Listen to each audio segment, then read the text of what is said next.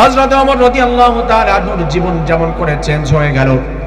কাবার চত্বরে দৌড়াচ্ছে রাসূল কারীম সাল্লাল্লাহু আলাইহি ওয়াসাল্লামকে হত্যা করার জন্য, রাসূলের কল্যাণ নেওয়ার জন্য হযরত ওমর রাগের কারণে পাগল পারা হয়ে দৌড় দিচ্ছে।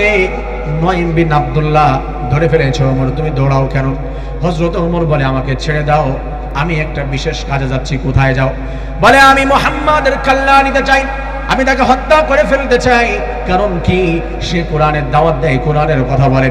আমার তো ভালো লাগে না, কারণ এই কোরআনের কথা বললে আমাদের আর চাঁদাবাজি কবলে জুটবে না।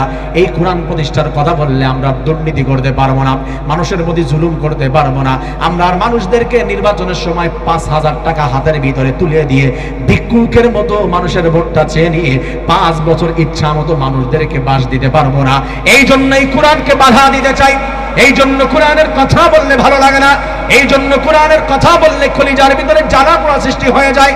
এই জন্য কোরআনকে বাধা দিয়ে কোরআনের দাওয়াত যেন মুহাম্মদ দিতে না পারে, তার জন্য আমি যাচ্ছি, তার কল্যাণ নেওয়ার জন্য। নঈম বিন আব্দুল্লাহ বলতেছে, ও ওমর, আগে তোমার ঘর ঠিক করো, তারপরে আরেকজনের ঘরে যাও। বলছে আমার ঘর কেমন করে ঠিক করব?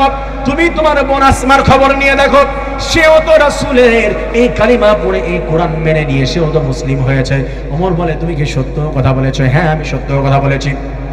ওমর বলে আগে আমার বোনের ব্যবস্থা করব। বোনের দরজায় গিয়ে যখন দরজার সামনে দাঁড়িয়েছে, তখন হযরত ওমর শুনতে পেল তাকে ঘরের ভিতরে আরেক সাহাবী কোরআন শিক্ষা দিচ্ছিল। উনি তখন পড়তেছিল, তাহা মা আনজালনা আলাইকাল কুরআন লিতাশকা। হে নবী, আপনাকে ক্লেশ দেওয়ার জন্য, কষ্ট দেওয়ার জন্য আমি কোরআন নাজিল করি নাই, শান্তি প্রতিষ্ঠার জন্য আমি কোরআন দিয়েছি, আপনি বুঝুন।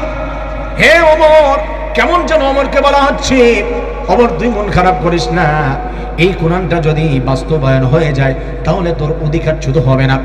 তোর মেয়েকে তখন ভার্সিটিতে পাঠাবি, স্কুলে পাঠাবি, ওন্না ধরে টান দিবে না মাস্টারেরা, ওন্না ধরে টান দিবে না বখাটে ছেলেরা।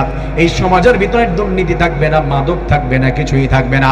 এই কোরআন যদি বাস্তবায়ন হয়ে যায় তাহলে শান্তি আর শান্তি, চতুর্দিক দিয়ে শান্তি এবং জান্নাত বানিয়ে দিবেন কে? সেই কথা শোনার পরে হযরত ওমর এই কথাগুলি শুনতেছে, আর প্রত্যেকটি আয়াত কলিজার ভিতরে বুলেট হিসেবে কাজ করতেছে।